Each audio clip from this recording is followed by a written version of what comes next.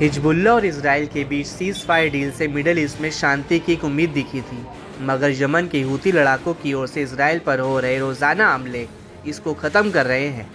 एक बार फिर हूतियों ने इसराइल को दहलाने की कोशिश की। लड़ाकों की ओर से लगातार हो रहे हमलों ने इसराइल के लोगों की मुश्किलें बढ़ा दी हैं, तो वहीं इसराइल का एयर डिफेंस सिस्टम भी अब हूतियों की मिसाइलों के सामने झुक गया है। एयर डिफेंस सिस्टम का ताव दिखाने वाले इसराइल पर अब आए दिन हूतियों की मिसाइलें जबरदस्त तबाही मचा रही हैं। हूतियों के सामने आयरन डोम जैसे एयर डिफेंस की एक भी नहीं चल रही है। हूतियों की खतरनाक मिसाइलें इजरायली एयर स्पेस में घुसकर बेहिसाब नुकसान पहुंचा रही हैं। हूतियों के हमले के सामने इसराइल बेबस नजर आ रहा है। एक बार फिर हूती लड़ाकों ने अपनी मिसाइल ताकत से इसराइल को डराया। हूतियों ने फिलिस्तीन 2 टाइप की एक हाइपरसोनिक बैलिस्टिक मिसाइल से इसराइल पर हमला किया। समूह ने दावा किया कि लड़ाकों ने जाफा यानी तेल अवीव में एक इजरायली मिलिट्री अड्डे को निशाना बनाया। हूतियों के प्रवक्ता ब्रिगेडियर जनरल याह्या सारी ने खुलासा किया कि मिसाइल ने अपने सटीक टारगेट को हासिल कर लिया है।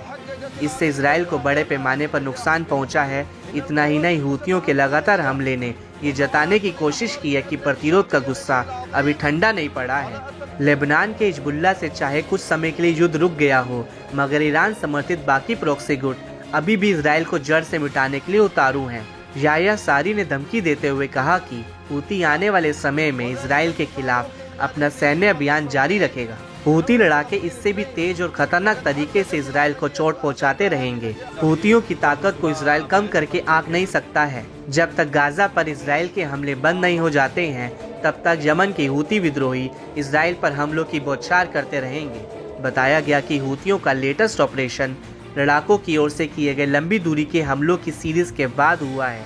इसमें इजरायली संपत्तियों को निशाना बनाकर हमला किया गया था। इस ताज़ा हमले से तटीय शहर की बस्तियों और पश्चिमी तट पर तेज आवाज में सायरन की गूंज सुनाई दी गई। इजरायली रिजर्व ब्रिगेडियर जनरल एरन ओरताल ने कहा कि यमन के साथ टकराव कई सालों तक चलने की आशंका है। हम एक नए युग की शुरुआत में हैं। इसके लिए हमें इसराइल की नीति और सेना की रणनीति को मजबूत करने की जरूरत है, ताकि खतरों का सामना किया जा सके। यमन के हूती इसराइल के खिलाफ लड़ाई में जितना गहराई से उतरते हैं, वह उतना ही मजबूत हो जाते हैं।